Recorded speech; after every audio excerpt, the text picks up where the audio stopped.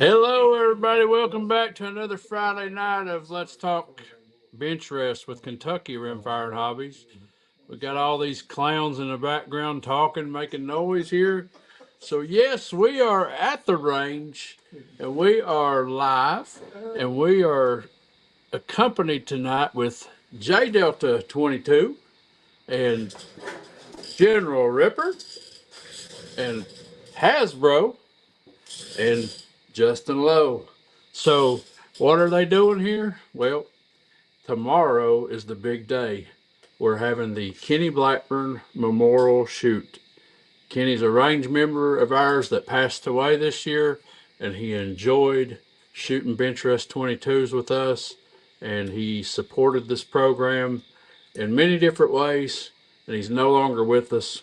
He's greatly missed, and we're doing a little raffle tomorrow. I'll tell you about that here in a little bit, but the proceeds from that raffle will go to his wife to donate to um, any kidney transplant foundation of her choice. I think she already has one selected. Um, but thanks to Hasbro, Hasbro showed up today, and this is the plaque that will be on our range wall. And this is Kenny himself on a nice metal plaque, and we had his picture engraved into the plaque. So thank you, Hasbro, for making that happen for us.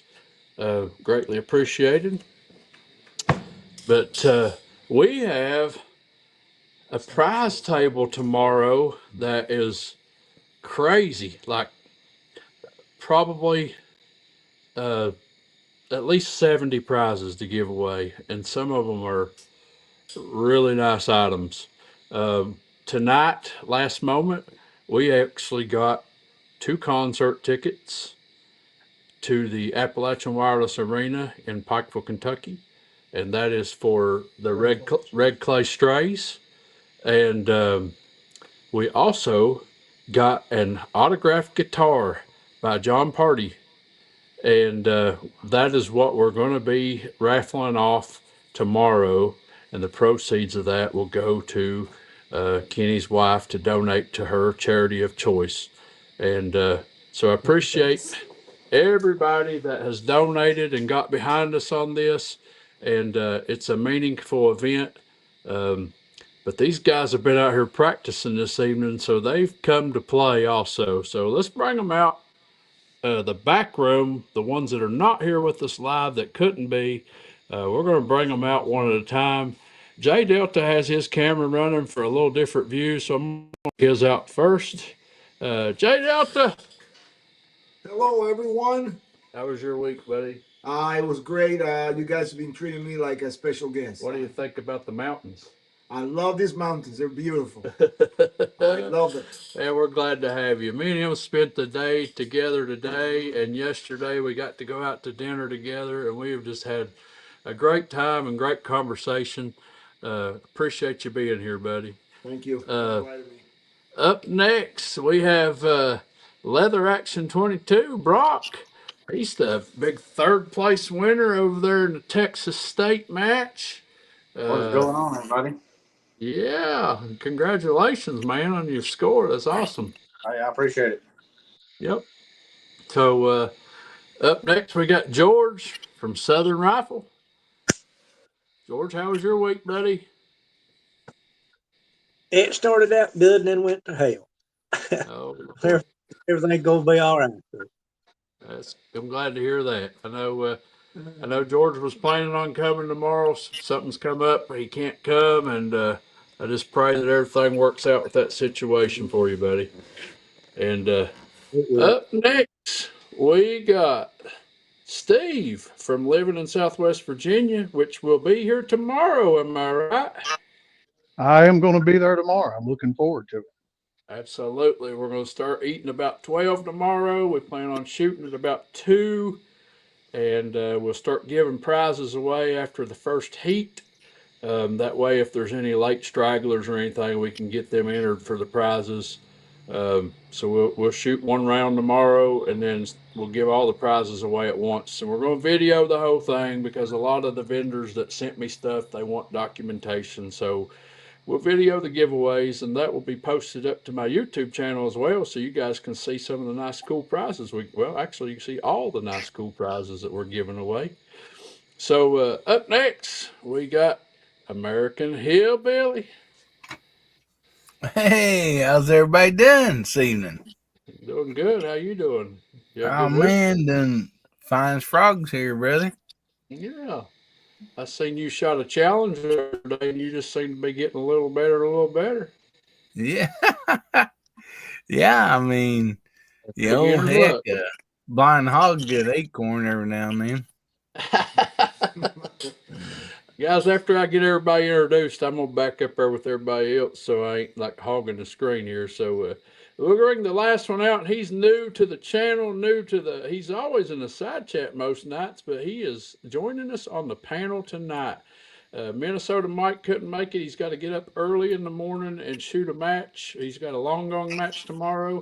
And Rimfire Dave couldn't make it. He said he had to get up at 3 a.m. to get ready to go to a match. He's going to be there at 6 a.m. in the morning. So, yeah, he's not going to hang out with us tonight. He's got to get his rest. So, up next is Mike Moore from Empty Pockets Paint Shop. How's your week been, Mike? Evening, everybody. Yeah, so go ahead and tell us a little bit about yourself, man, and you can share your services you offer, but let's not talk about what they cost or anything. I've been shooting Rimfire Benchrest for about 10 years now. Started out just doing a local match and then got into ABRA. I've worked my way up through that, doing pretty good this season. I have my own small shop as a side job. I do paint and body work and things like that. Specialize in painting guns, uh, doing clear coat and color paint jobs and flaked out crystally jobs. I do some other work on stuff too, uh, bedding actions, pillar bedding, trigger jobs, building triggers for 1022s, things like that. So, got a page up on Facebook for all that. Yeah, so y'all can go over to Facebook and check out Empty Pockets Paint Shop. He's just recently posted up a picture of the services that he offers, and also prices are available there also. But he's got pictures over there of the work he's done too. And I tell you what, if you want your rifle stock looking like a sparkly bass boat, that man can make it happen. Awesome. So, like I said, tomorrow's the big day. We're going to shoot this Kenny Blackbird shoot. Again, I appreciate everyone that has donated. I'm extremely excited about the guitar that we get to raffle off tomorrow. That was cool, totally unexpected. It's a range member of ours that joined here last year, and he came in today to renew his dues and get a new gate key. And we had all of our tents and canopies set up for tomorrow. And he's like, "What's going down tomorrow?" And I told him, and he's like, "Well, I like helping out to causes like this." And he is the general manager of the Appalachian Wireless Arena here in Pikeville, Kentucky. And he gave us 2 concert tickets to give away and that guitar to raffle off, which Nice. is exciting for us. So, anyways, without further ado, let's let Jay Delta take over the show. He's got a few topics he wants to talk about tonight, and I encourage the side chat to get involved with these topics. If you've shared the same experiences, please speak of them. Let us know. And I'm sure most of these guys in this panel have maybe had some similar issues as well. So, anyways, before I let him go, I got to pick on somebody. Ripper. Yeah, When are you gonna make a new video? I'm gonna make a new video in the next month. Tomorrow. 2 weeks. 2 weeks. I'll do it in 2 weeks. Tomorrow. Within the next 2 weeks. Yeah, it'll be out. I give my apologies to everybody that I encouraged to join his channel, and now he's not giving us content. So I got a rib on him a little bit. He needs to bring us something new. I mean, it was pretty cool that you shot an Xbox with a 416 Barrett, but you know, you got to come up with something to top that off now. I know it's kind of hard to talk about. Yep. All right, so J Delta, what you got for us? You got to make us. Alright. You got to make us last an hour and a half. I can do that. I can do that. So, Hillbilly Sir, do you got translation in Spanish? Can you put a crawler on the bottom? You betcha. Okay. So I was telling Chad I might not be able to shoot tomorrow because my right hand is kind of going numb. All the autographs I was signing today all day, you know. I mean, the gate was lined up, but I guess that nobody showed up. But so anyway, so I told Chad that he kind of gave us a task a few weeks ago. And first of all, before I start, I want to say thank you for Chad and Justin to invite me. And I got to meet Hasbro and the Ripper. And I mean, this is a beautiful place. I mean, I am from the country in Puerto Rico, so I love this place. The mountains are beautiful. It's so peaceful in this place. They got a beautiful, well-kept, amazing range right here. I got to meet a lot of nice and very friendly people. So I'm glad I came, and I'm planning to come every year as long as God give me some health. So I told Chad I wanted to talk about these custom-made rifles. I know they look nice. We were shooting the remix today. I got to shoot the other guy's rifle. I didn't get to shoot Chad, but I'll do it tomorrow. But I got to shoot Hasbro and shoots. But they look nice and they work great, but there's a lot of stuff that goes behind the scenes that you don't know. So I just want to let you know, this is not to detract you from getting one, but I want you to know that if you do, there are some little nuances that you might don't like. And I heard people saying, and I have to agree, you spend all that money, you expect that rifle to be perfect, but it's not. If you look at a 22 LR, that's a very small hole in that chamber. So when you insert that magazine in and you're trying to feed that round into the chamber, it has to be precise, right? On a center fire, as you know, that round can go in a little bit sideways, but because the chamber is big, that round will go in there. But on the 22 LR, especially on a mass chamber, a tight chamber, it's a lot of things that go into making that rifle. So one of the first things I want to talk to is feeding issues. So Chad got some pictures, and he'll show those pictures here shortly. So as you know, if you don't know, but I'll tell you, the Remix magazine is one of the best known magazines because he keeps that round on an angle, right, to feed in. A lot of the issues with, in my experience with 22 LR is if that round is not in that angle, if the lead tilts forward, it will not go in that hole, so it'll jam on the side of the chamber. So on a Remix, and I'm getting ahead, and you'll see the pictures here in a little while. On a Remix, there's no ejection ports. All right, so it's just the chamber. So if you look inside there, it's just no ejection ports. So the actual ejector is on the head of the bolt. It's like a half moon that is held in there with a, I think it's a 116 bolt. So you cannot single feed those rifles because there are no ejectors there. So sometimes when you push the round in there, if it's not perfectly to enter the chamber, you will feel pressure. So you can't force that round like in other rifles because you will break that ejector. If you break that ejector, then you can whatever round there you can fire it, but you won't be able to eject, so you won't be able to feed any rounds in there. So that's one of the main things. So compared to other manufacturers, and this is in my experience, I have some. I got a few Voodoos, I got a Tika, and I got 4 or 5 CZs. So on these other rifles, specifically the CZ, I very seldom have any issues with fitting in. But once in a while, you get that round that stands up at attention, and it's kind of bridged when it goes in there. And once in a while, you get that. It's like the last round, the last 2 rounds on the magazine. if the spring is strong enough, it'll kind of, instead of nice and easy moving that around like an elevator to fit into the chamber, it actually springs out and the round bridges in there. So the Voodoo's they're notorious for that too. So you hear a lot of people complaining about the Voodoos.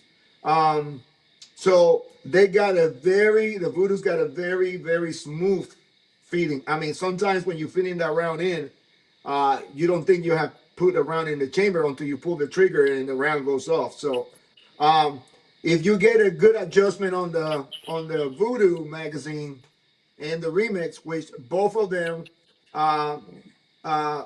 some Voodoo magazines, not the original ones, the OEM, but the aftermarket market ones like the L3i, they have a adjustable ramp on the back that you can adjust up and down to match the magazine latch. And most of these chassis that you can buy, like MDT and the other ones, the magazine latch can also be adjustable. The only problem is most of these manufacturers like MDT, and by the way, I really like their product, their customer service, in my experience, is great, is that you don't get a magazine adjustment latch unless you buy the top of the line. And as you know, the top of the line is very expensive, right? It's like 1,600 coconuts. So that means you're gonna have to have a lot of coconuts to buy one of these these chassis. So the good part of that is they're very adjustable. So of course, if you're shooting, just blinking, having fun, you don't need to buy that kind of chassis. But if you do, especially if you shoot PRS, then that chassis will become very useful to you, because if I'm shooting the rifle on a mast and you don't have a rifle, you want to use mine, you can adjust the cheek rise and the puller length by just moving two knobs, right? So it's very easy to do. All right, so another chassis issues that I discussed already is adjustability. For example, some of these magazines, if you don't have adjustability on the magazine latch, the magazine will fit in. You chamber the first round and it goes in, no problem. When you come back to eject the spent cartridge or the shell and you're ready to rack the next round, you won't be able to, because the magazine has dropped, and then the ball heads just go right on top of the magazine, just like it was empty. Okay, so that's why some of these chassis that you buy aftermarket market chassis have a magazine latch adjustment. They have a screw in the middle and it can go up and down. So it takes you a lot of time sometimes to find the right adjustment, and the only way you can do it is by trial and error. So I'll give you an example. When I first got my Remix, I mean, it shoots fantastic. It shoots, we were shooting today, standard plus, we put 10 shots in 1/4 inch group, maybe less than half an inch. But it takes a lot for you to adjust it. It took me like 2 weeks to figure it out. And of course, if you don't know, I was told, get the magazine latch all the way up, right? And then it will work. Well, when I put the magazine latch all the way up, the magazine will go all the way up, but it will not lock, right? Then there's somebody told me, bring the magazine latch all the way down. I brought the magazine latch all the way down. And then the magazine got stuck. I couldn't get it out, And I know you guys never use a screwdriver to loosen your magazine on the magazine well, right? And sometimes you have to take the chassis, take the action from the chassis in order to be able to remove the magazine. Another nuances with some of these chassis is cleaning, right? I use a cleaning rod in all my rifles, except my 1022s, I use a snake. So they look good and all that, but just about every time when you're ready to use a rod, you have to take the cheek riser off. There's no way, because if not, your rod will be on an angle and it's going to get stuck. And you don't want to do that to your nice chamber, right? If you got any questions, please put it on the chat. So that's one of the issues with the chassis, all right? We know they can be pricey, okay? But the adjustability that you get, in my opinion, you know, they might be worth it. If you shoot PRS, if you don't, if you just shoot Benchrest, then, you know, you might not need that. I mean, my chassis work good. I use a bipod. Very seldom I use a rifle stand or anything like that. So, I mean, they're very adjustable. And one of the positives of having one of those chassis is you can weigh them down. So my Remix weighs like 25 pounds. My one of my Voodoos weigh 27 and a half pounds. So I know you can't be lugging that around, right? If you're doing PRS. But if you're doing bench rest, that rifle don't move. So when I get my position nice and comfortable. All I do is just touch the cheek riser, just touch it in there and let the rifle recoil normally. But it doesn't move because of the weight. So that's one of the advantages. Okay. So the pros and cons of I guess you call it custom made rifles, right? Number one, it's going to cost you a lot of coconuts, right? Because usually you want to buy the chassis by itself. Is that a pro or a con? That's a negative. Even if you can afford it, it's a negative, right? Because it's going to cost you. So you buy by the way, when you buy one of these rifles, like a Voodoo and all those, the Voodoo you can buy an action already built, right? And it has the action, one magazine, and a lot of the times they don't come with the triggers. So you're talking about 2,400 to 2,700 coconuts just for the action. But not anymore. Not anymore. Well, they coming back. They actually are in Oklahoma. Uh-huh. And I saw an article last week or the week before that where the mayor of that city, I can't remember the city, is very happy because they moved to Oklahoma and they're going to bring I don't know how many jobs. So we don't know. So I hope they do. yeah, They do. I hope they do. I got 3 of them. So Yeah, because I can want to get all their stuff back together. That's for sure. Yeah. I also heard Turbo filed bankruptcy. Oh wow, I didn't know that. Yep. So Anybody in the side chat got something they want to add to Yes, this please. conversation or in the panel? Yes, any questions, please. Mike Moore, George, Mike, I know you build rifles. Issues you might run into when building.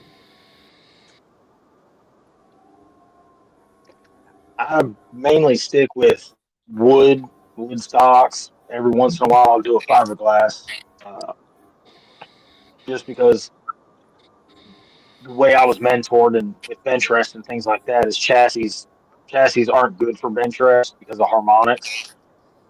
Uh, for PRS and NRL and things like that, they're great, but as far as for precision accuracy with Benchrest, the chassis don't have the same harmonics as the wood does. Absolutely. That's correct. So that's why I weigh mine. And so if you see I mean, when you look at these rifles, right, they look nice. I mean, you got that big axle there, right? Stainless steel axle that probably fit on the truck.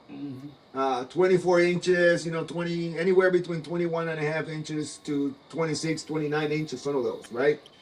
You can change the twist rate. You can go up to 112, 113, but then you got to find the ammo that will go, to that twist. But they look nice, and the reason most of the times, the guys use those big barrels is because weight to balance the rifle, especially the guys that do PRS. Those rifles are around 12 to 15 pounds. When they put them on that tire or that tank trap or whatever it is, it balances the rifle. So those are the things that you run into when you got a custom made rifles. Another one, the Remix. You really got a lot of decisions to make. First, you need to decide: are you going to use this for Benchrest and PRS NRL, Right. or is it going to be strictly a Benchrest rifle? Because if you're strictly Benchrest, then you really want to go with a stock, whether it be wood or fiberglass. Fiberglass, yes. But if you want it to serve multiple purposes, like J Delta shoots from a bench, but he could also shoot PRS or NRL with Right. his rifles because they're set up to do so. So there's a lot of decisions to be made when you build these rifles. And like he's telling us, there's there's issues you come across. There's no out of the box or off the bench build that you don't have to work hiccups out of.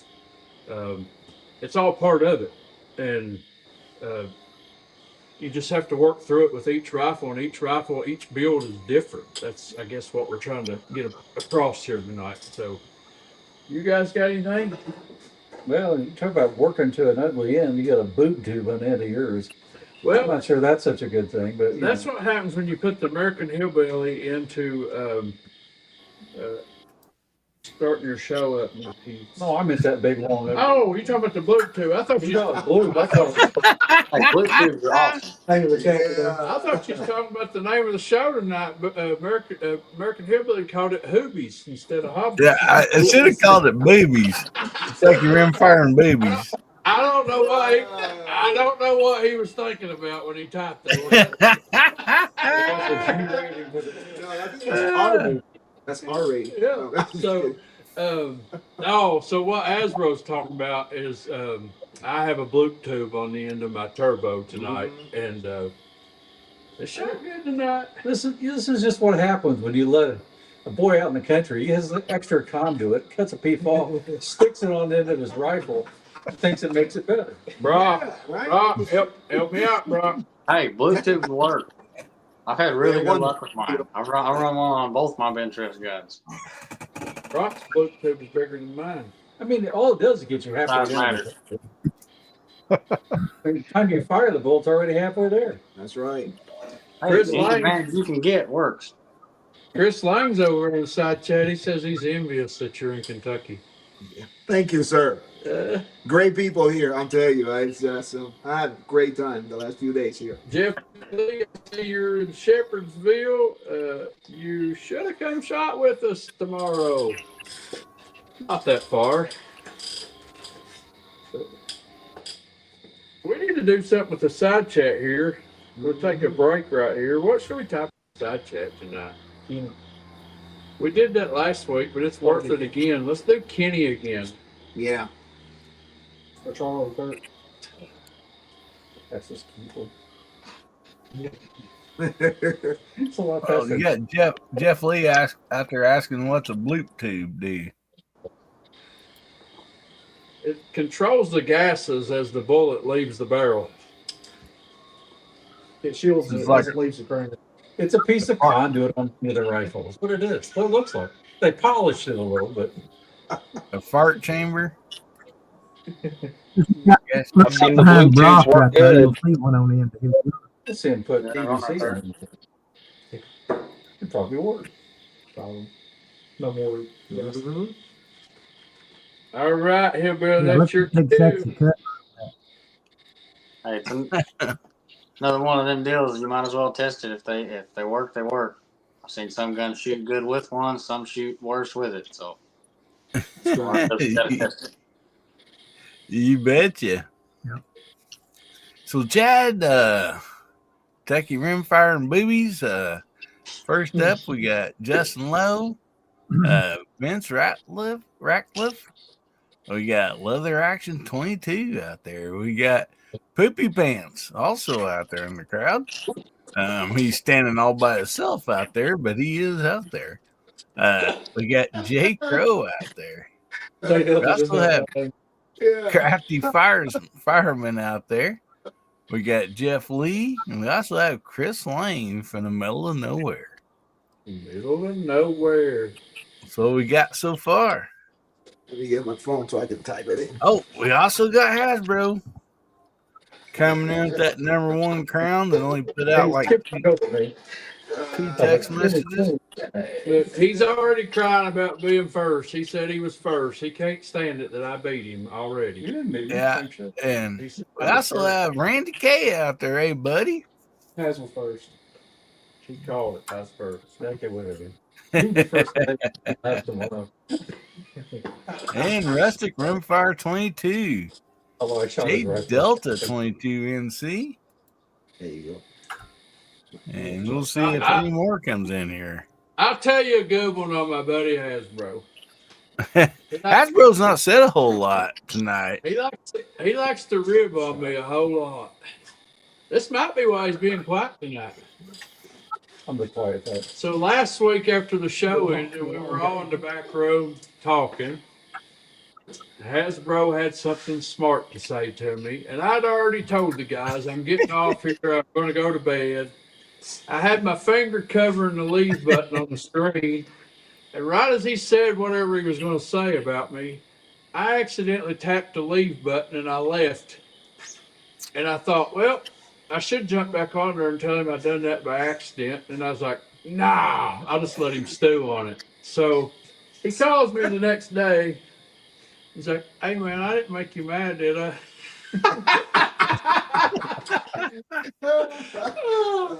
So no, sir, you didn't make me mad. You have now.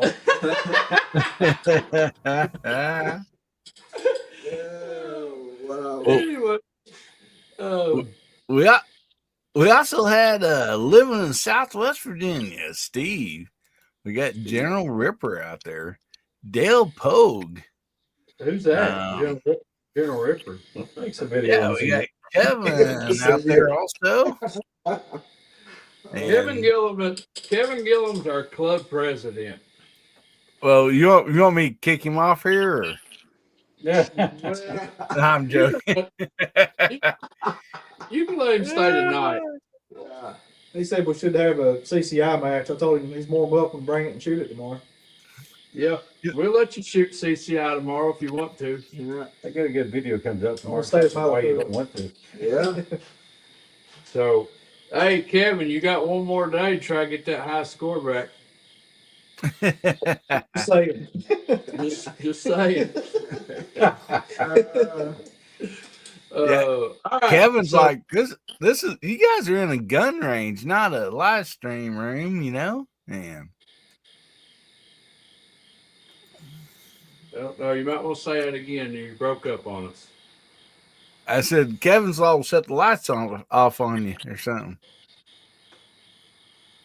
Live streaming. If you mess with him too much. Oh, he says he feels confident.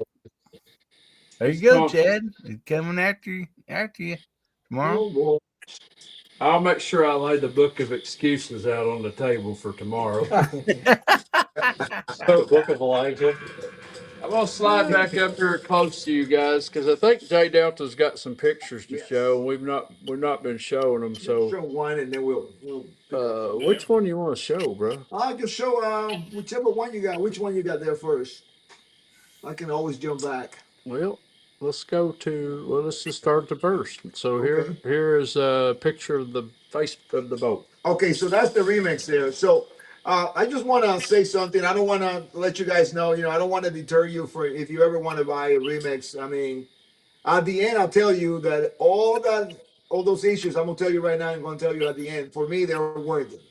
When you shoot down range and you see that one hole, it pays off. So if you look at here, this is the remix bolt.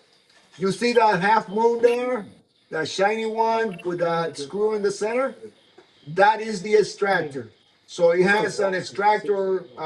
It has one claw on the left side of the bolt that just to hold the rim in there. But the actual extractor is right there. That half moon, that's where the rim of the case is held.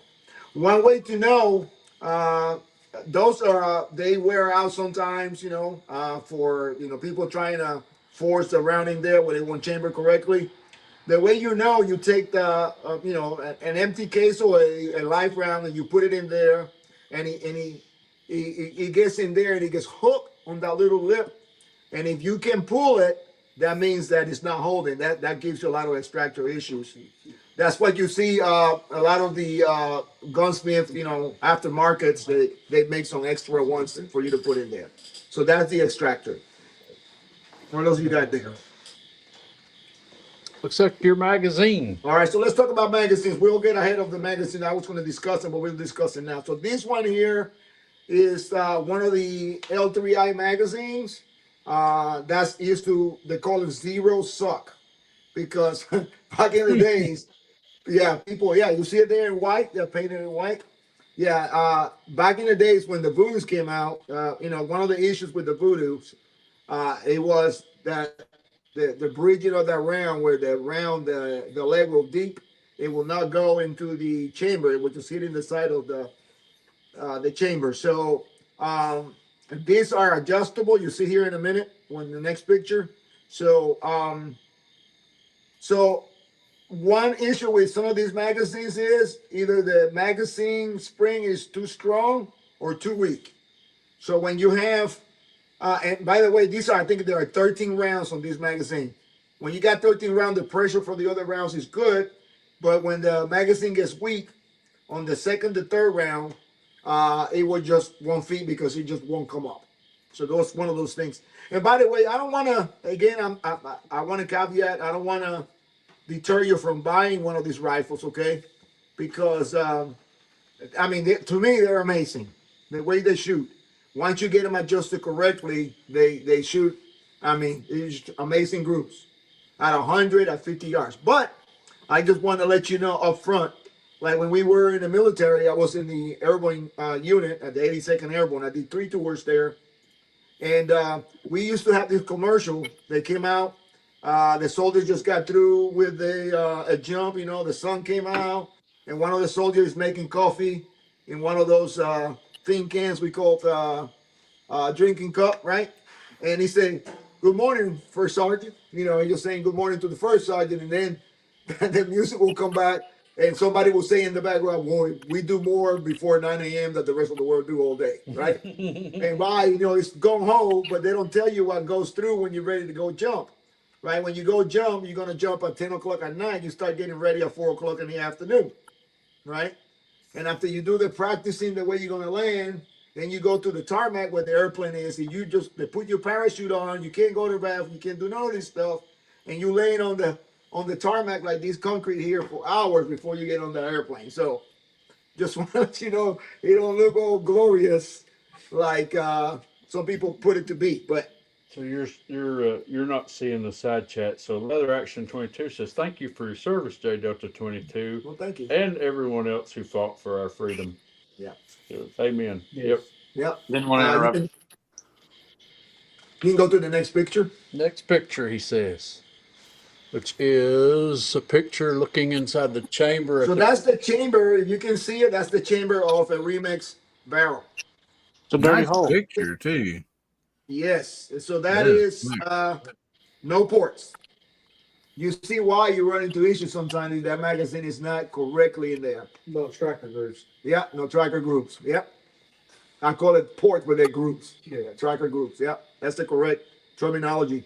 So and it amazes me that any 22 shoots with little issues, even a semi-auto, because that round has to be perfectly aligned with that chamber every single time, so you don't have an issue with it. Next picture. Next picture this is a bolt standing up in your. All right, so you see there? That's one of the rounds standing at attention. Right? That's what happened when you miss the chamber. That round gets cut in there, and sometimes that round gets cut. There's an ejector on the inside there. There's an ejector, and sometimes it gets cut in there. And you can load it around, and you can pull around, and you start forcing it. That's what I tell when your ball stops, you stop and go look, because you can damage your nice rifle. Yeah. Next one, sir. Next picture. Let's see, we're looking at 3 different magazines. Okay, so those are the magazines, the back of the magazines. Those are 3 different magazines that you can adjust to compensate for your latch. If your latch is all the way up and the magazine don't lock, or the latch is all the way down and the magazine goes there too high, and then when the ball goes forward, instead of hitting the lips of the magazine, you're hitting the bottom of the lips of the magazine, and your ball's gonna get jammed in there. So, but in this case, you can adjust it here, and they work very good.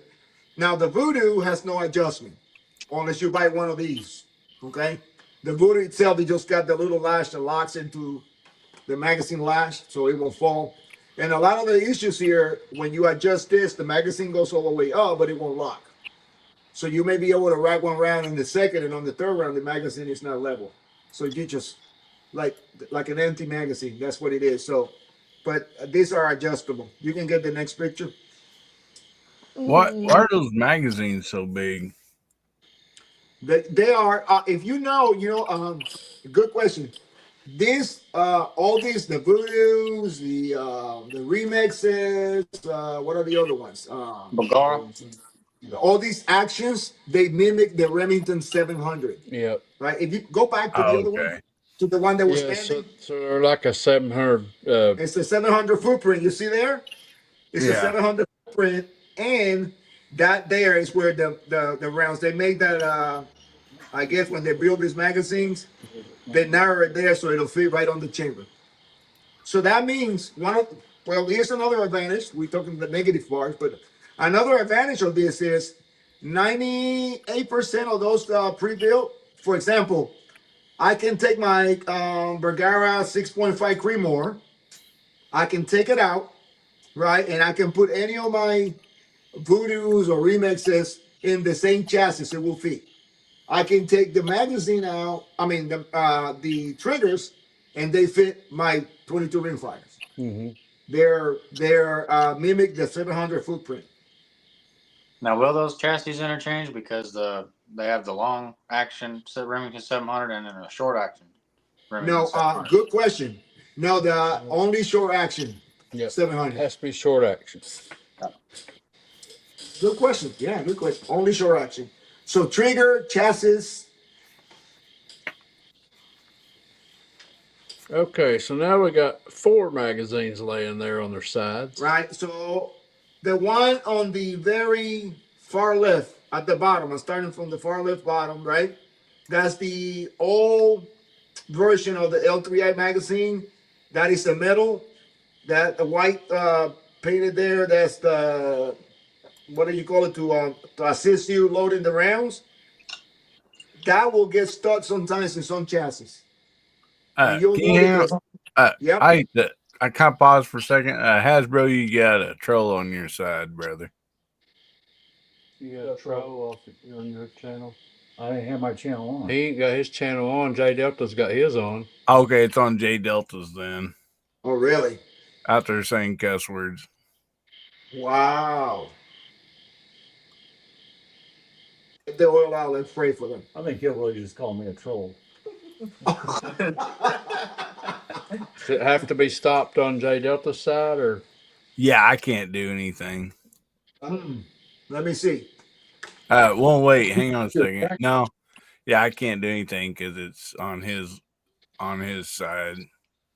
I didn't see it.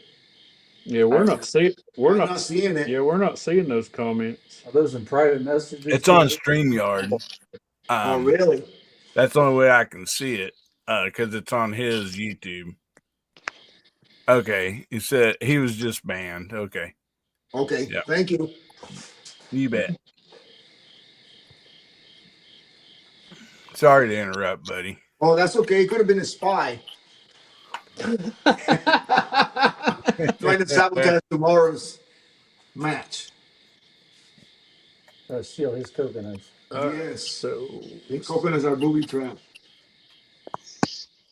here we got a picture of an adjustable. Okay, so now we're gonna go back and forward. That's the chassis. That's an MPA chassis. That is Masterpiece Arms. So yeah, those are nice. But you got to take that cheek riser every time you're ready to use a rod. I mean, you can use a snake. You won't have to take it out, but I like to use rods on my rifles. Now, there's ways that you can do things. For me, there's no issue. So I use my wife fingernail polish, kind of red pinkish. And on the post, right, the middle is where it goes up and down. And on the post, on the front and the rear, I make a mark with them. MPA sells, they sell a collar that you can put there. So when you're ready to put your riser back on the rifle, you won't have to worry about adjusting. It always goes to the right way. MPA also sells an adapter for that wheel there. That wheel goes up and down, where you just put a spring in there and an adapter, and all you have to do, you don't have to turn the wheel. You just push the wheel, and it comes right out, and you push the wheel and push it back down. So that's what that is. And then at the bottom, that's the weight. That plate there is a back rider, but it's also I think it's 1.5 pounds or 2 pound weight to balance your rifle. Because you put so much steel up front. I do. I do. So yeah, I was supposed to say I put a lot of steel. I sure do. If I would take my action out of my chassis, all my NDT chassis, from the XRS to the Elite, ACC Elite, they got a bar that's 2 pounds right there in the chassis, and he balances the rifle really good. That's my secret. Another picture of a boat face. Yeah, that's the bolt face right there. It's a closer look. See that little half moon there? That's where the round is held at. And the little part to the right is the part that breaks. Yeah, yeah, that's why breaks right there when you jam it. Yeah. It never happened to me, but I know it. Okay, so that's the magazine latch. So that is for Spanish chassis only. I'm kidding. So what? Just in case you were asleep. No, just kidding. So usually that is a hex key or a, what do you call it? Star key. What do you call it? Torx. Torx. Usually I think it's 15 Torx. And then that goes up and down and allows you to adjust the magazine exactly how you want it. If you notice on these 700, because they try to mimic that, usually those magazines play side to side a little bit, and that's okay. Up and down, it should be no play. That's what causes a lot of issues with fitting. Okay? So those are adjustable. So for the NDT, only the ACC Elite, which is stand for something core component, something like that. So the MPAs, they come already with any MPA that you buy. Usually 95% of them have that last there. We're out of picture. Yep. Okay. Any questions? Brock, any of you guys got questions? Mike?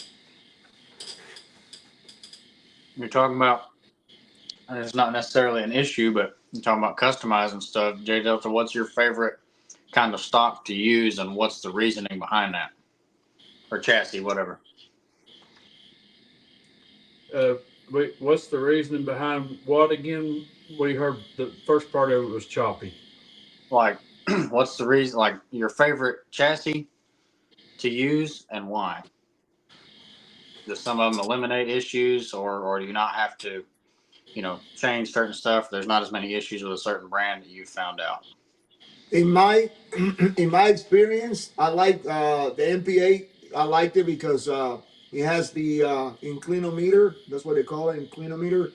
It's not bubble, but it doesn't move like a regular bubble. It's the same. They use the same kind of technology the helicopters use to level when the pilot is flying. So, but for me, it's the ACC Elite. They're the easiest in my experience. I got both. I got 2 ACC Elites and 3 MPA chassis. But for 700 footprint like Voodoos or your Remix, that's my preferred. They're really adjustable. They're easy to do the latch. On my first Voodoo, it took me maybe an hour to figure it out. Now, nothing wrong with the MPA. It's just that the action on the Remix, it has to be correct to fit there. But once you get that magazine adjusted, no issues. Cool. And I noticed that on mine, there's a gentleman called 22 Jack. I think he competes a lot. And I was making a comment because he has a couple of MPA chassis and he had no issues.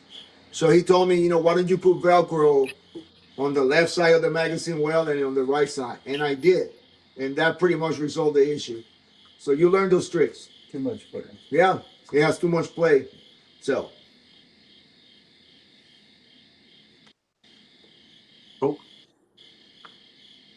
Jeff Lee says on a new rifle, do you have a break-in process for the barrel?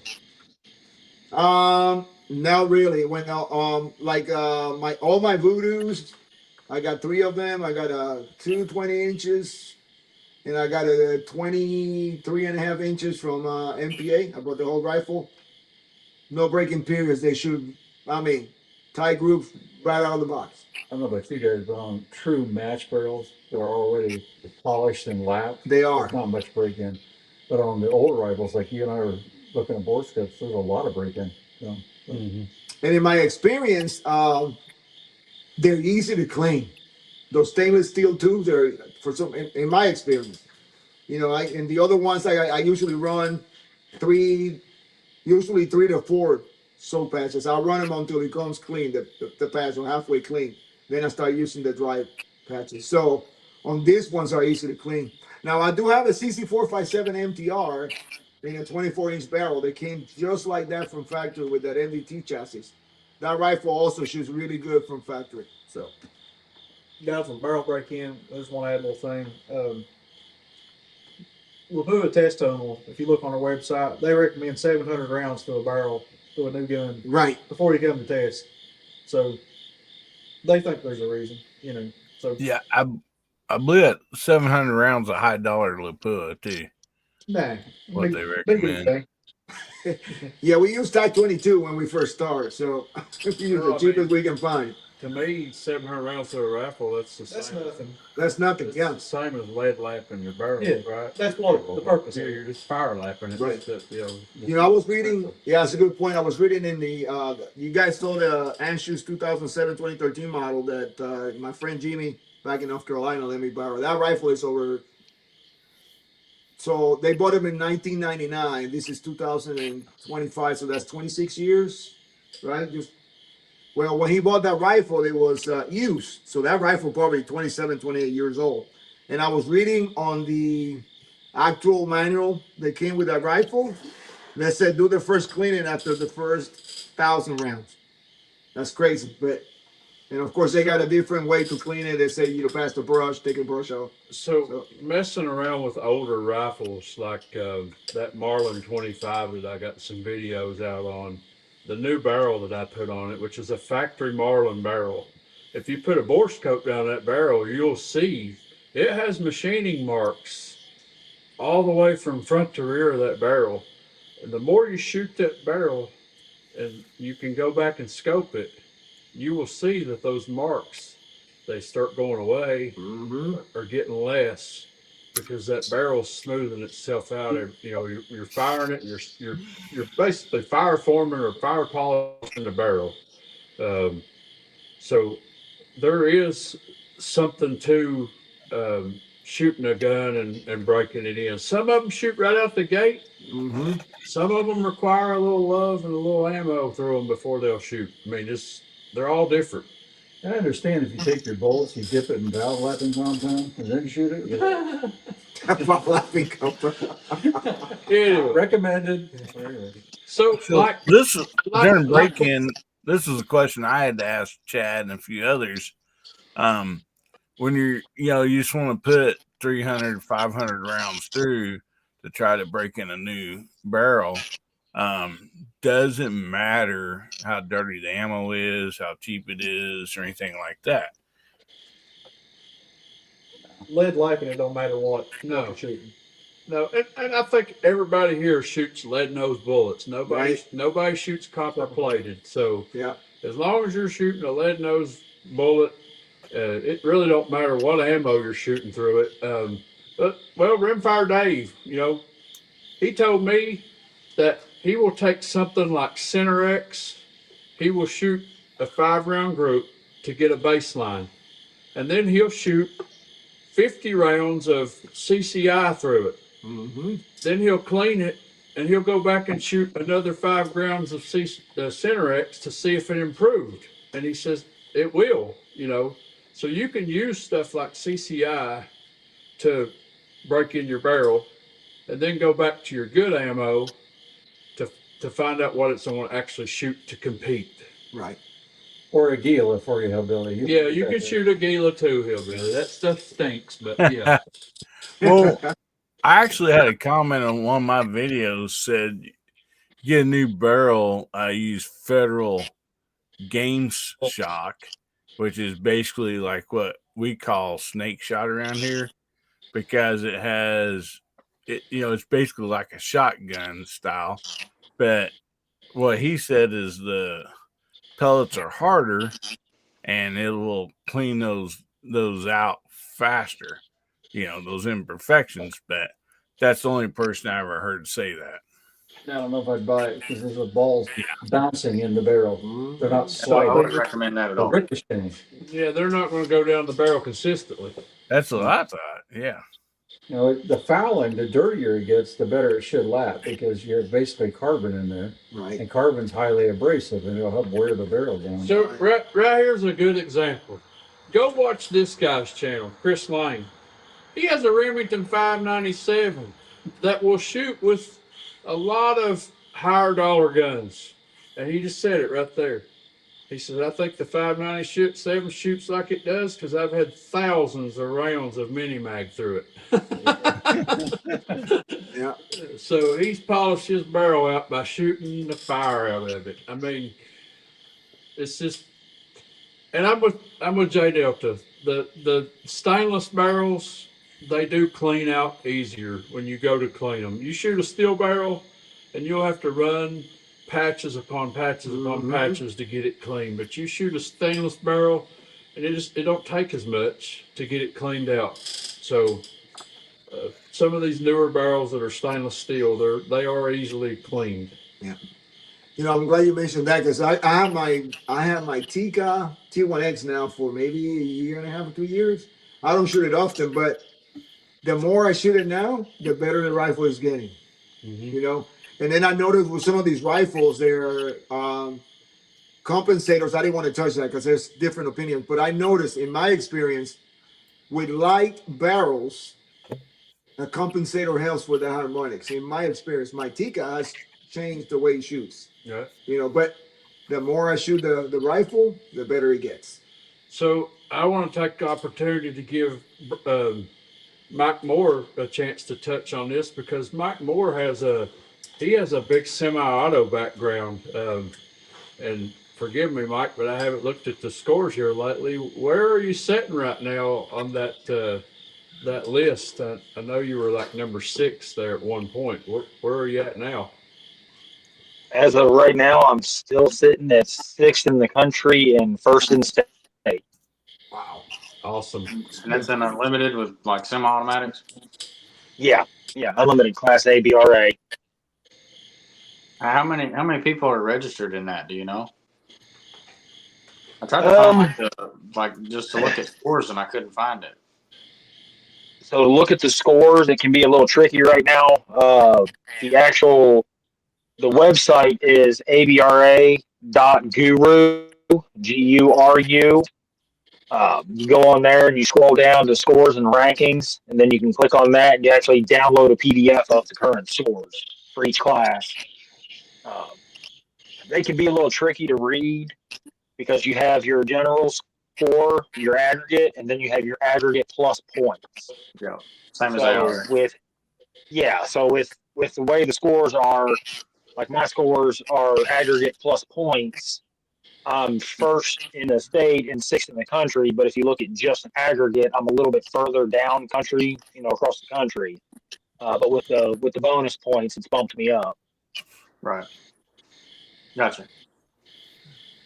But the ABRA organization actually just got sold last week. Joe Chacon sold it last week, so there's some changes coming to the ABRA in this next year. Yeah, Jerry Stiller bought it, so I'm anxious to see what he's going to do with it. From him, he is talking about mirroring ARA over to ABRA. We're gonna get some new targets. They're gonna base the new ABRA targets off the ARA targets and give some better definitions on the classes right now, because the classes, there's definitions for each class, but some of the classes kind of blend together. It's a left up to your, perception of it on what class is. Yeah, it seems like there's way too many classes. Yeah, there's too many classes, and then when they decided to start allowing bolt guns into the ABRA, they had initially set up barrel requirements, barrel thickness and all that for the two different classes, light and heavy. And then last January, they lifted the restrictions on both of those classes, and it was just left up to you to decide what you wanted to shoot. So Darwin Harris says most match barrels have already been lapped. And that's why you don't see as much of a break-in process needed on a matched barrel, because they've already been lapped for you from before you get them. So if you're shooting a factory barrel, it's going to take a while before you see that barrel to come in. CZ457s, MTRs, I've owned 2 of them. When I first got my first one and I bought it brand new, I thought, boy, I made a mistake. Mm-hmm. It wouldn't shoot. It wouldn't shoot good at all. Not for what I thought it should shoot, but the more I shot it, the better I got. And Vince Ratliff now owns that MTR, and he's putting some good numbers down with that gun. The second MTR I got, I have it now. When I first got it, again, I was like, boy, I've made a mistake. But the more I shoot it, the better it gets. But you take a custom built gun like my turbo, the day that I sat down here and shot it the first time, I was impressed. And it just keeps getting better. Mm-hmm. But it was good off the bench. But it was just a matter of finding what ammo it likes and where to set the tuner after that. So I don't think it was as much of a break-in process with that custom gun as it was finding ammo and setting the tuner correctly, because it does have a tuner on the end of the barrel. So, but again, back to my first question with Mike, from the semi-auto side of things, do you have anything break-in wise that you do special with semi-autos?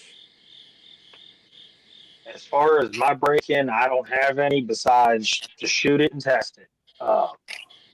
Every barrel manufacturer that I've talked to over the years and dealt with and worked with on barrels, they've all told me the same thing when I've asked about a break-in period. There isn't one, just shoot it. Just buy a bunch of boxes of different ammo, test it, see which one works the best, and then just start shooting it and go from there. Yep. And I believe you told me your gun you're shooting currently is a Federson barrel? Yeah, I'm currently running a FJ Federson 18.5-inch barrel, which a lot of guys don't like because they look at it as a lower end barrel because they're, 150, coconuts for a barrel. Right. And I've been running that barrel now for 3 years, and I've had nothing but great luck out of it. Along the lines of the Shaw barrels, ER Shaw barrels. A lot of people look down on them for competition guns because they're so cheap, but they're actually a really good barrel. Yep. The Shaw barrels, what a lot of people that I've talked to don't realize is the rifling makes a difference in the barrel with your accuracy. You can get a good ammo, you can have a good setup, you can have good scores, but when you start getting higher up there in the scores, you'll notice that you're not keeping up with other people that are higher up. It comes down to the actual rifling. From my experience and the guys that have mentored me and helped me, button rifle barrels are more accurate than just regular cut rifle barrels. Yep. And a lot of people don't realize that the ER Shaw barrels, even though they are a budget barrel, they are actually button rifled barrels. So I've had a Shaw barrel on a 1022 and it shot really well. So, and I've had good luck out of Green Mountain barrels. That's my winningest 1022 is a Green Mountain 20-inch fluted barrel. Yep. So it don't have to be a kid barrel or a Corkson barrel to perform. I mean, Absolutely. They all make good barrels. They It all make doesn't. good barrels. I've noticed. I've been doing rimfire Benchrest for about 10 years now, and I've built a lot of rifles, and I tend to lean towards the budget side, coming out of my shop and what I do. Just because I seen in the beginning, I seen a lot of guys get discouraged that are coming out for the first time, and they're seeing these guys with super high dollar rifles, and they're getting discouraged because they can't quite afford that. So I've studied and worked with more budget items, and I've got my rifle that I'm using this year. I've got less than half of what most of the guys I shoot with have in their rifles. Yep. It's the same way with ammo. It just further proves you don't have to have the top of the line stuff to be up there with some of the top of the line people. Really? Nope, I shoot a mid-tier ammo. I shoot Ely Benchrest Precision. Well, we were just discussing before the show started. Brock went to Texas and scored 3rd place in the state, and he did it with Ely Team. Woo! And a guy called him out and said, "There's no way your gun's shooting that good with Ely Team." So Brock gets out an unopened box of Team, sealed, cuts the box open, and sits there and shoots a 5-round group for him, and he puts them all in one hole. So. Love it. Yeah. Right there.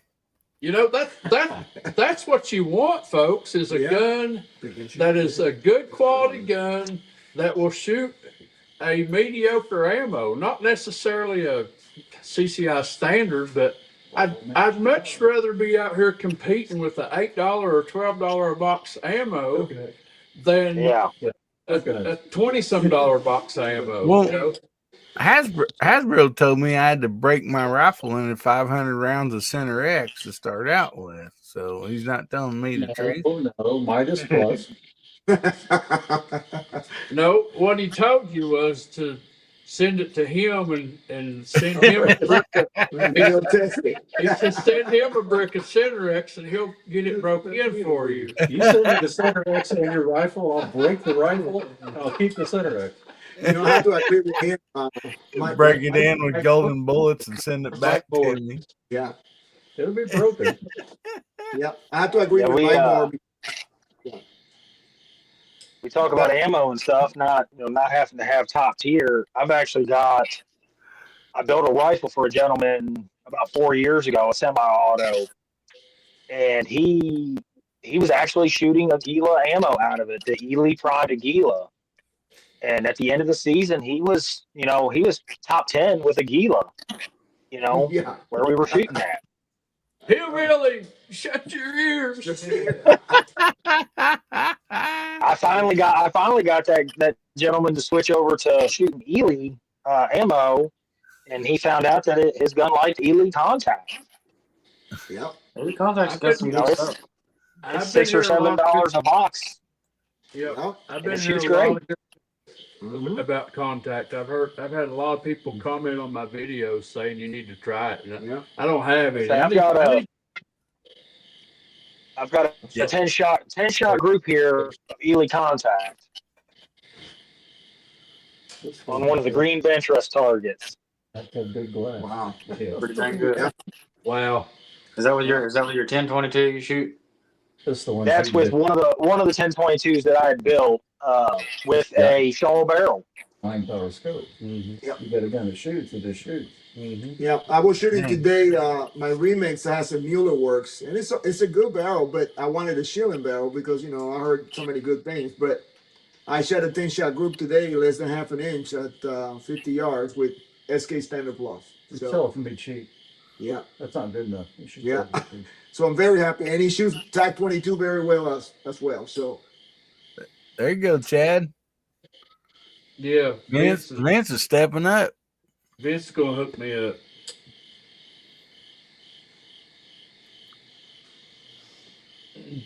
But yeah, I mean, every gun that I build, I do an initial sight in, and I guess you call it break in.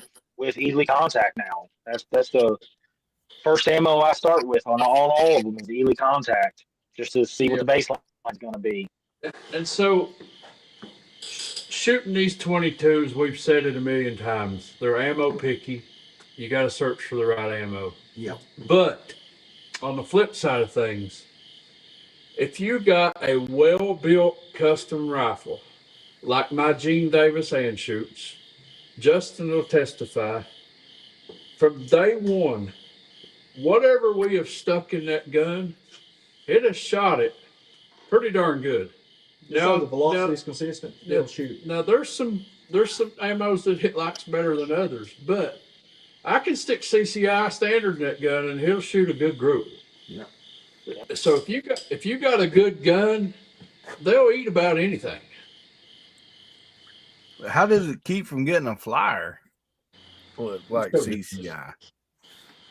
Just the way it's barreled, or it is a tune barrel. It does have a tuner on it, so that's may have something to do with it. But I mean, I'm just curious because It's the ammo. Sometimes some of those rounds got more powder than the others. That's where you get high or lows when you hit.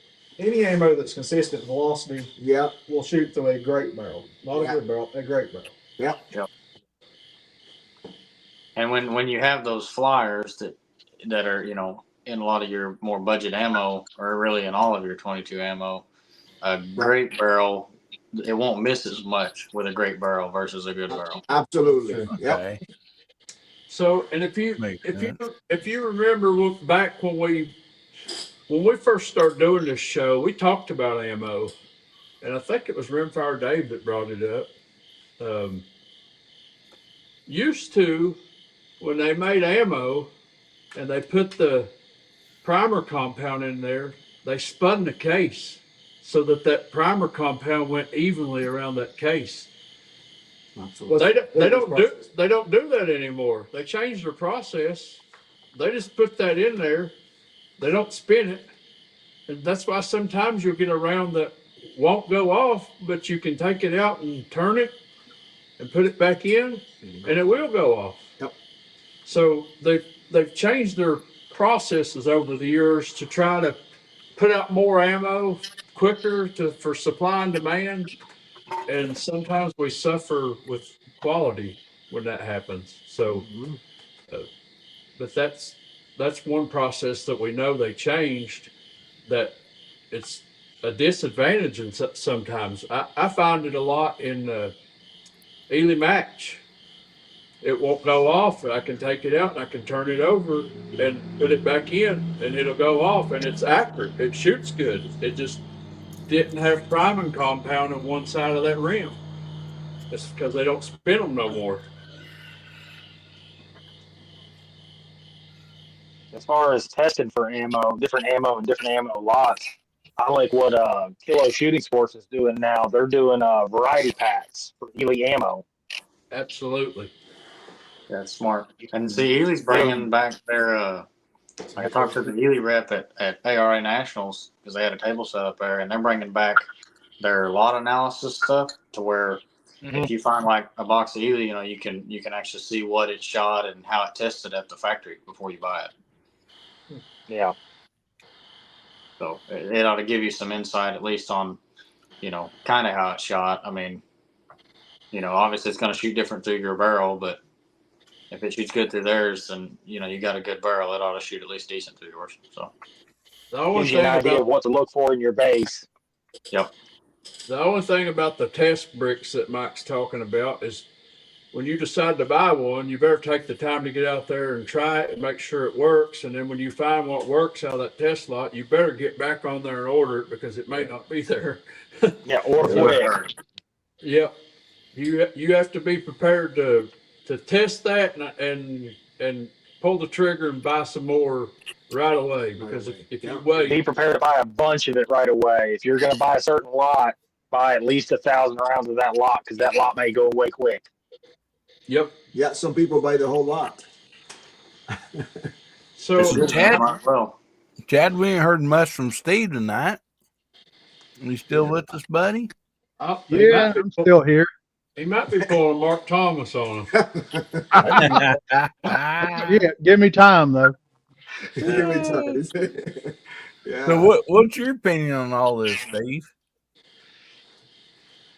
I don't have a lot of experience with Benchrest, and I certainly don't with custom rifles. I would like to. As far as ammo, You can't keep I service. think everybody's kind of spot on. You might find a really good ammo that shoots through your gun that's less expensive. My Bagara B14R shoots Norma Match 22 very well. I Oh was wow. shooting it yesterday, and I mean it was just tearing it up. We don't allow that here, so just leave that gun. Yeah, go bring the burger. Leave that one at home, huh? Yeah, Yeah. we just struck that one off for you can't have Yeah, that here. Right. I see how it is now. Oh, Yeah. yeah. No, I look forward to you being here tomorrow, man, shooting with us. It's gonna be a I'm good time for sure. Yep. Yeah, I'm looking forward to it too. I got the karaoke machine if you want to sing for us too. You probably won't see that. That karaoke machine. Hasbro has the RV loaded down to root beer. Man, you're gonna have a good time. Yep, there it is. Yeah. Yep. All right. So the last thing I'm going to do, and I'm going to talk about, and we'll turn it back to Chad, is well, two things. The magazine. So if you want the Remix magazines, they're well made. I think one of the best magazines, in my opinion. They're all metal except the follower. However, there's the caveat. It's going to set you off 125 coconuts per magazine. Okay. So all that I had said tonight, I hope that I help you out. But here's the caveat. You probably go, well, why spend all that money on a rifle that doesn't shoot perfectly? Well, once you get that combination there correctly, all your worries will go away when you go and shoot down range and you see those groups. It's all worth it for me. So I just wanted to mention that to you in case you plan to buy one of these. So just expect just a few things. They're annoying, but the results are amazing. Yep. As you say, that's one option for people that don't want to mess with being frustrated with hitting them. You might Go with a want good gunsmith and have them build to it. build you a rifle Because then they will make Yep. it run before you get it. before you get it. Absolutely. Or you could just go out and buy you an old anchoot trap. You can do that. And Right. you've seen the result of that. Yeah. We saw that. Somebody got them a new anchoots and it Yeah. shoots pretty good. But no magazine. Yeah. I want a Benchrest High Point 22 that shoots Lapua.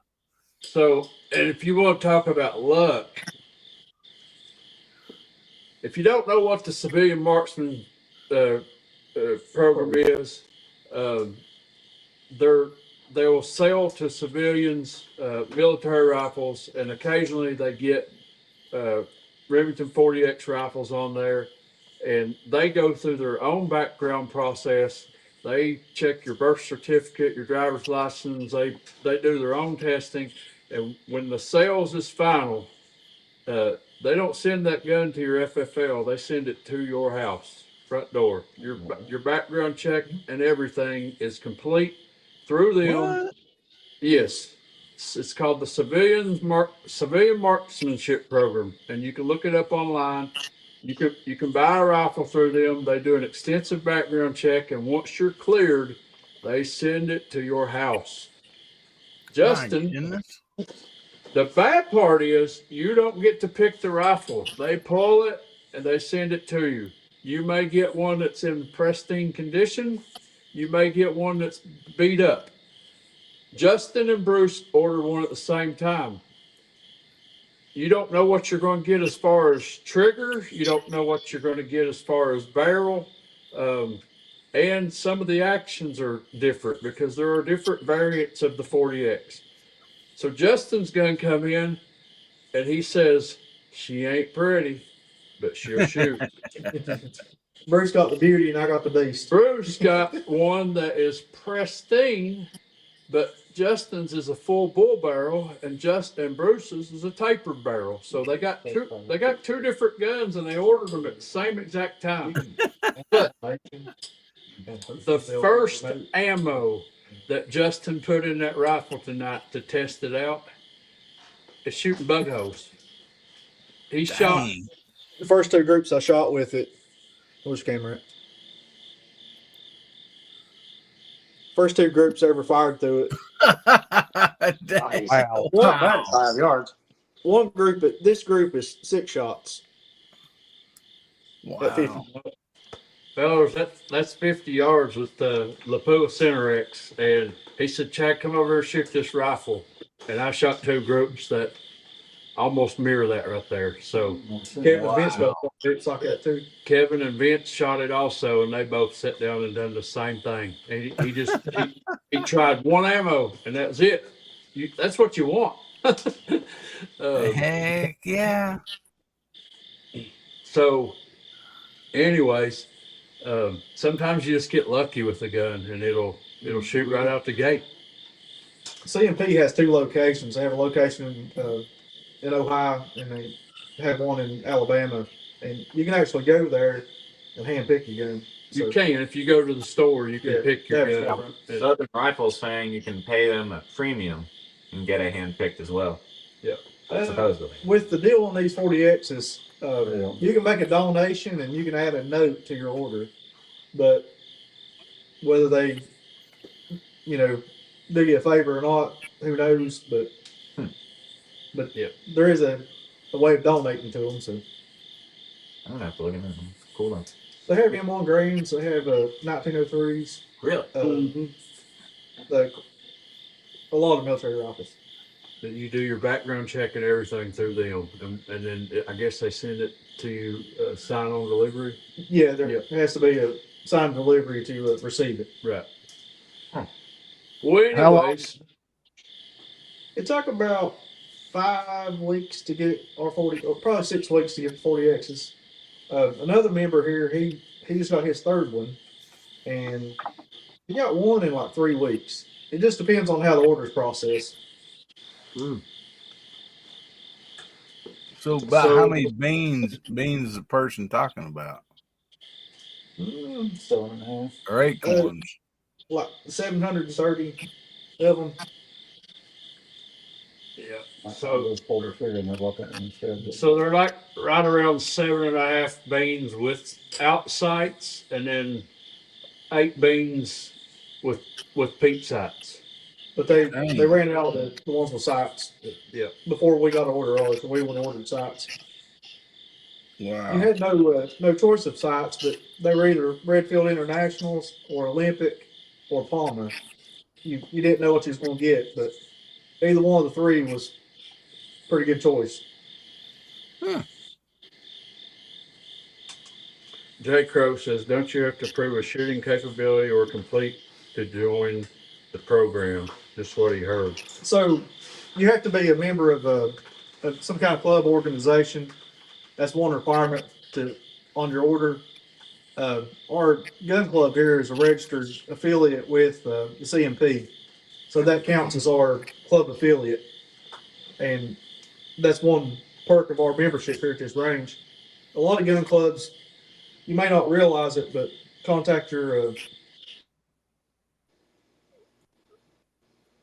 affiliate to the CMP. And if not, you can become one. All they got to do is contact them, and they can be your club. If you're There's a fee, but if you're an established club, they can get set up to be affiliated with the CMP program. I think your club has to be insured, maybe one of the requirements, and you have to hold so many matches. And, Yeah. there's some You do. there's some caveats, but Yep. Ours is that way. Some of your gun rights organizations qualify you too. Virginia Yeah. Citizens Defense League, yeah, if you're a member, that qualifies you. it's a great program. But they have M1 Grams, they have 1903s, like 30-40 Craigs. And things cycle in and out. Like anytime, like a country that they've had M1 Grants in, when they phase out, they'll send them back through the CMP. What if All you're just right, a guys. member? What if you're just a member of the High Point Club? You're probably SOL. Yeah, you're SOL. Isn't that the Bricklayers Committee? Bricklayers committee. Yeah. I know they might feel sorry for you and donate one, Hillbilly.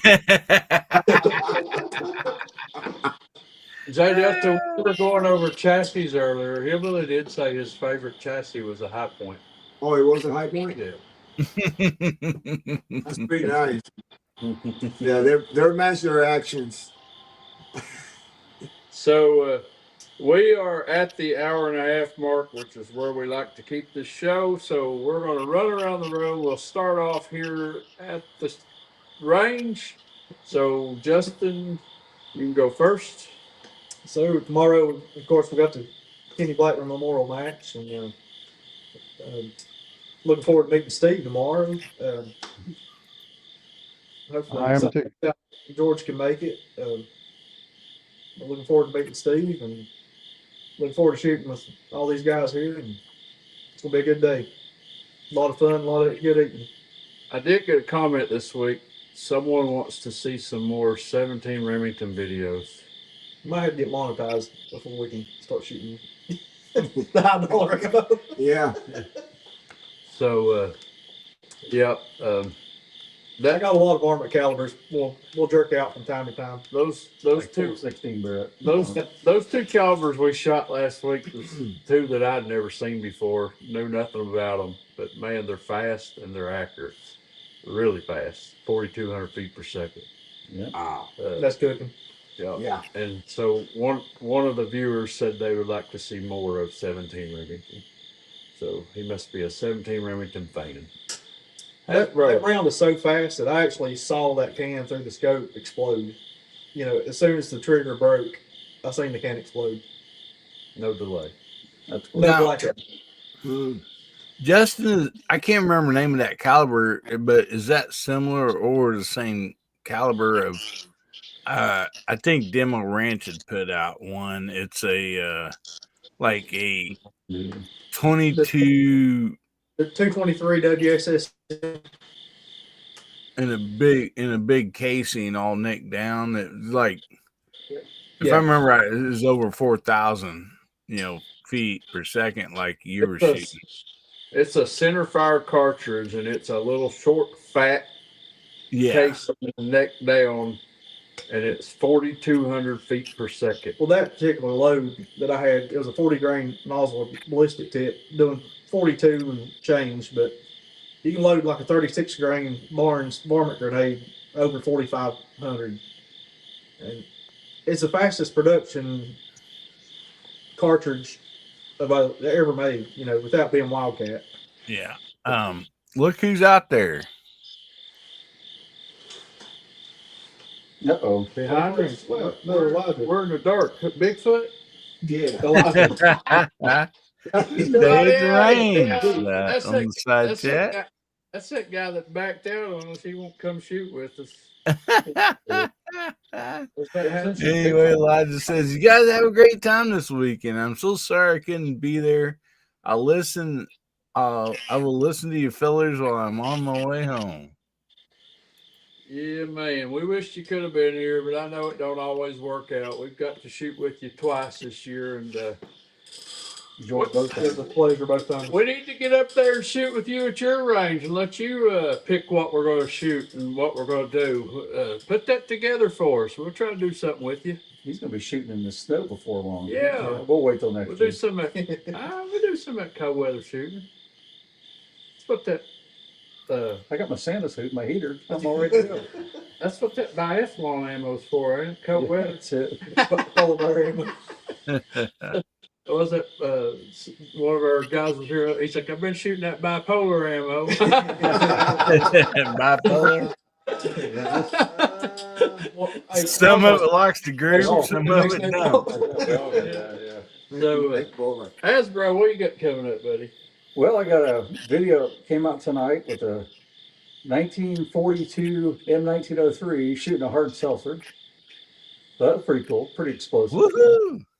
And then tomorrow there's an Anschutz video that releases, and the next week there's another Anschutz video that releases, shooting every single ammunition I can put through the gun shoots good. So that's a new for me. I can tell you, Lilsner barrels do not do this. There's certain things that shoot really well in them, but they don't shoot everything, and this gun will shoot anything. So it's been fun. Anyway, that's what's coming up. Tell them about your new channel. Oh yeah, Anschutz Anonymous. So I started up one of my other channels that really was RC based. I haven't been doing much with it, and just changed its focus. And so now I'm going to dual post a lot of things for a while, but eventually older rifles, antique rifles, and Anschutz will be on that channel. He gets an Anschutz and automatically thinks he's one of us. Yep. Well, I am gonna beat Hasbro, it. do you have that Anschutz with you? I don't know about that. Oh yeah, he brought it. You better sleep with one eye open because Jay Delta's really been wanting an Anschutz. Yeah. He told me that he wanted me to help him storage. He's got my bolt held hostage. We'll pick one from the panel here now. So, Mike Moore, what do you got going on, man? And hey, before you say anything, I don't think I've told anybody here. Mike Moore donated $75 off through his custom paint shop. Any of his services, whether it be a bedding job or a trigger job or a paint job or whatever, he donated 75 bean. He donated a 75 bean Look at that. Coupon. So somebody tomorrow is going to win a coupon to be able to get some services done. I appreciate that. So anyway, what you got coming up? Got a ABRA match at the end of this month, but up until then, I've got a couple bedding jobs to get done, some paint jobs to get done, and some more testing to do on my rifle. Yep. So you guys go over there and check out his Facebook channel. Tell us again what the full name of the Facebook channel is. Empty Pockets Paint Shop. Empty Pockets Paint Shop. General Ripper. Yeah. What do you got coming up? Coming up, I'm gonna buy a camera and then I'm gonna put out my first video. Second video. Number 2 coming up. We're gonna have to send you to see Elijah so he can make you another. And I'm gonna learn to use Premiere Pro better. I kind of got started on that a little bit, the video editing. So yeah. All right. So Steve, what you got coming up, buddy? I'm coming up there tomorrow to see you guys and shoot my first Benchrest match, which I'm looking forward to. There ain't no pressure here, buddy. You're gonna hang around with some of the finest fellers you'll ever meet tomorrow. Yep. And you too? And me. Yeah. He even said that with a straight face.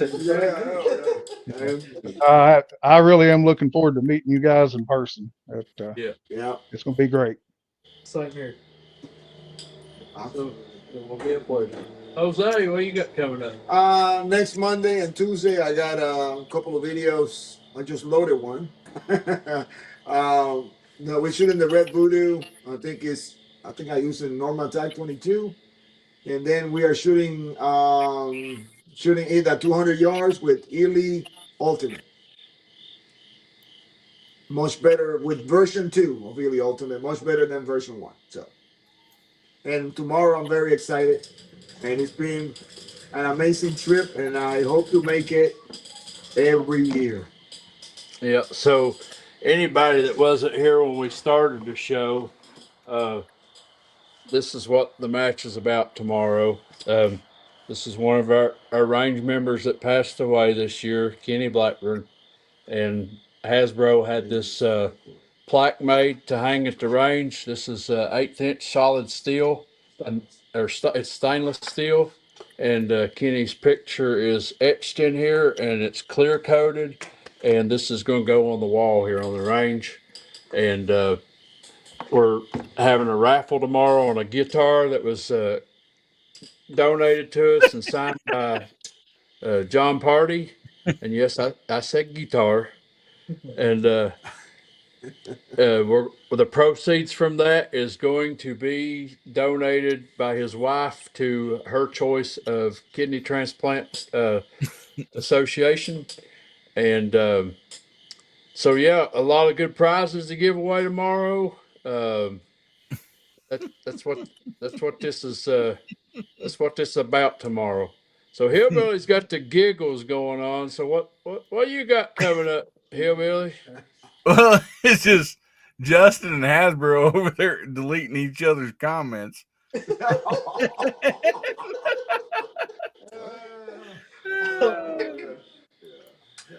Oh man, I just getting tickled at that. I don't know what he's talking about. I don't know what So you're talking about. Hasbro deleted Justin's, and then No, Justin deleted the Hasbro's, and yeah, I was just It getting was tickled. hidden by Hasbro. I didn't touch it.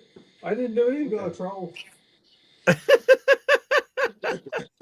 they didn't do that. They said It's showing on a message that says Justin Lowe, message deleted by Hasbro.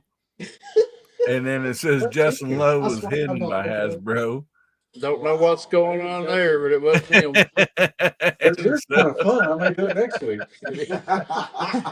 I mean, they're sitting next to each other. I figured they're you know messing with each other, but Because Gibson Gary made a post and I seen it and then it went away. man, this Yes. has been fun, guys. I wish I was there with y'all. Well, I've been hidden by Hasbro. Or no, Justin Lowe's been hidden by me now, evidently. Bring it back.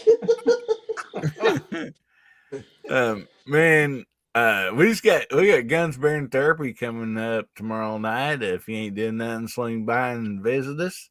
And of course, we got videos coming out, 1 or 2 videos or so each week. So anyway, thanks for having me. Always a fun time, man. Always a good time here. So appreciate you doing this. Absolutely. Appreciate you being here and participating. Brock, what you got coming up, buddy? Well, first off, I'd like to say good luck to everybody tomorrow. Hope shoot goes well. Wish I could be there. I've got a ARA shoot in the morning. Trying to see if I can hold on to the state, see if I can stay in the lead there, and maybe bring my national aggregate up some more. We shoot tomorrow at noon, so it's gonna be hot. It's supposed to be 92 degrees. Oh wow.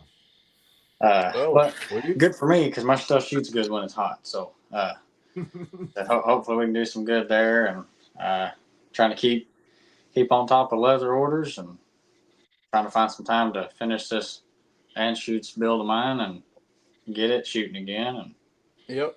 So Brock also donated one free set of custom leather scope caps to give away tomorrow. So that's awesome. Nice. A lot of cool stuff to give away tomorrow. I'm overwhelmed with what all the cool things we got. Jay Delta's donated a nice scope.